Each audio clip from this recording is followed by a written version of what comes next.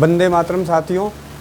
जैसा कि आप जानते हैं कि अभी हम उदयपुर में हैं, सुखधाम सेवा समिति में स्वदेशी चिकित्सा का शिविर लगा रखे थे 2 दिनों से, और बड़े सौभाग्य की बात है हमारे पास कि हम यहाँ शिविर में हैं। और जैसे ही भारतीय परिवार के भाई जितेंद्र जय जी को पता चला तो हमसे मिलने के लिए और अपनी भावी रणनीतियों के बारे में हमें अवगत कराने के लिए, और हमारा सौभाग्य कि खुद आए, तो मैं चाहता हूं कि जितेंद्र भाई अपनी जो हमारी भारतीय परिवार की और समाज को सुधारने की जो रणनीति है कि किस तरीके से हम मिल के आगे करेंगे वो बताएं।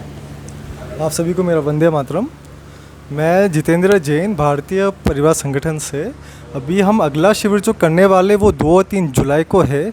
उस शिविर का मुख्य उद्देश्य ही ये है कि भारत भर से जो भी युवा राष्ट्रहित में काम करना चाहते हैं या फिर न्यू वर्ल्ड ऑर्डर और ये बैंकिंग सिस्टम का खेल को या भारत को अंग्रेज़ी राज से फ्रीडम करवाने के लिए अपना समय निकालना चाहते हैं, वो सभी युवा 2 और 3 शिविर में आमंत्रित है। और वो शिविर में आने के लिए yuwacamp.com पर जाकर वो रजिस्ट्रेशन कर सकते हैं। और इस शिविर में हमारी ये एक विनती है सभी से कि वही युवा आए जो सच में अपना समय दे सकते हैं। समय दान होना बहुत ही इस अभियान ज़रूरी है ना। और हमारी कोशिश यही है भारत में कि एक स्टेबल संगठन खड़ा हो पाए। बिना संगठन की शक्ति के बिना अपन जो अभियान करना चाहते हैं या जो चेंज लेकर आना चाहते हैं वो कभी नहीं हो पाएगा। वंदे मातरम। वंदे मातरम। जितेंद्र जी का बहुत बहुत धन्यवाद। इन्होंने यहाँ आके हम सभी का मनोबल भी बढ़ाया भैया, और मैं भैया से परिचित हूँ। और रायपुर में जब इनका व्याख्यान हुआ था, नरेंद्र अग्रवाल जी इनका रायपुर में व्याख्यान कराए थे, और भाई साहब का बहुत अच्छा व्याख्यान रहा था। देश के लिए बहुत अच्छे कार्य कर रहे हैं। इनके व्याख्यान में मैं चिकित्सा शिविर लगाया था, काफ़ी सारे भाई बहन आके चिकित्सा भी लिए थे। तो हमें हर क्षेत्र में काम करने की ज़रूरत है, जिसमें कि राजीव दीक्षित जी, राजीव भाई ने बड़े तन्मयता से हम सभी को जागरूक किए थे। तो उसके व्याख्यान से समझें, और हमें राष्ट्र में चिकित्सा के साथ साथ जो वैश्विक जो षड्यंत्र है उस पर भी हमें काम करना है, उससे भी अपने देश को आज़ाद कराना है। इस पर जितेंद्र जी काफ़ी सारे कार्य कर रहे हैं। बैंकों के मायाजाल के बारे में आप सभी जानते होंगे, पुस्तकें आपको PDF के माध्यम से आता है। तो बैंकों के मायाजाल जो है, अगर किसी को पढ़ना हो भैया तो कैसे पढ़ सकते हैं? देखिए, वो bankjal.com पर जाकर फ्री में उसको पढ़ सकते हैं। अगर वो बुक को अपने घर पर मंगवा कर पढ़ना चाहते हैं तो उस 120 रुपये में वो बुक को घर पे भी मंगवा सकते हैं।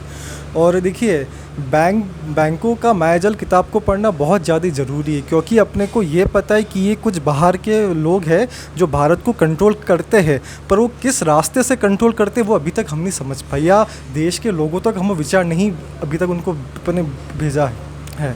तो बैंकिंग सिस्टम की ये पैसा सारा उधार पर ही आता है, और ये जितना चाहे उतना पैसा खुद के लिए बना सकते हैं। इसका मतलब यही है कि एक का भारत के अंदर उनको बीजेपी को भी फंडिंग वो करते हैं, कांग्रेस को भी फंडिंग वही भेजते हैं।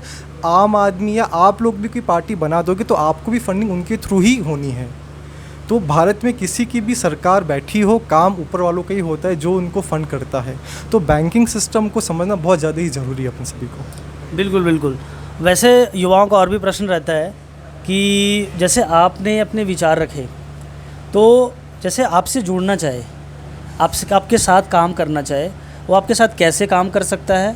और युवाओं का एक प्रश्न रहता है कि मैं आपके साथ जुड़ूं तो उनका क्या लाभ होगा? बहुत सारे युवाओं का प्रश्न होता है कि मैं आपके साथ जुड़ूं, मेरा फैमिली है मेरे साथ, या मेरे साथ रोज़गार नहीं है मुझे, मैं कैसे अपने फैमिली को देखते हुए राष्ट्र के लिए अपना जीवन योगदान दूं, अपना समय दूं? जैसे आपने कहा कि हर लोगों को 1 घंटे समय देना चाहिए, तो युवा का प्रश्न होता है कि मैं समय देने को तैयार हूँ, समय के साथ साथ मैं जीवन देने को तैयार हूँ, साथ देने को तैयार हूँ, लेकिन उससे जो हमारे जो आर्थिक तंगी इस देश में है, क्योंकि आर्थिक तंगी है, बैंकों के मायाजाल जुड़ा हुआ है, ये आप बिल्कुल सही कह रहे हैं, वही बात है। लेकिन एक युवाओं को साथ कैसे लेके चलेंगे, उससे आर्थिक मदद भी हो, आर्थिक सहयोग भी हो, और इस क्रांति में आपका साथ भी दे?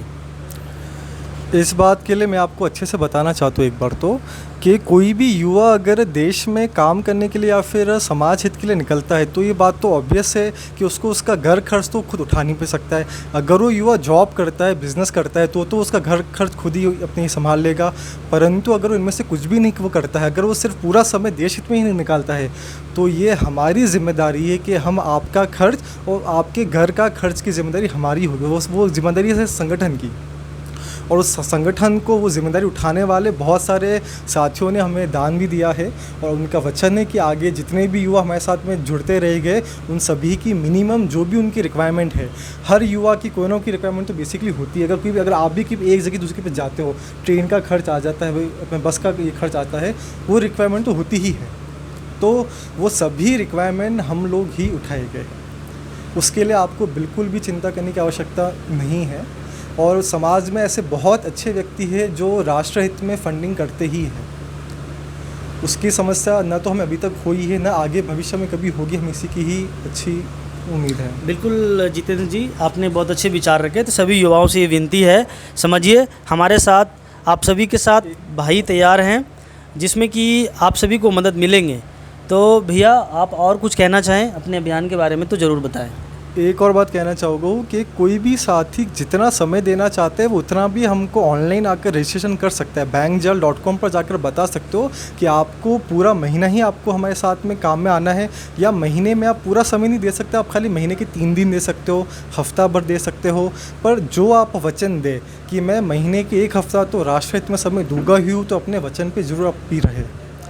तो ये ज़रूरी नहीं है कि सभी युवाओं को अपना मतलब पूरा जीवन इसमें निकालना है, पर कुछ युवा होते जो मैं घर के जॉब और बिज़नेस के साथ में भी मैं राष्ट्रहित में काम कर सकता हूँ, तो वो युवा भी हमारे साथ में जुड़ सकते हैं। जी बिल्कुल, बहुत बहुत धन्यवाद आपका जितेंद्र जी।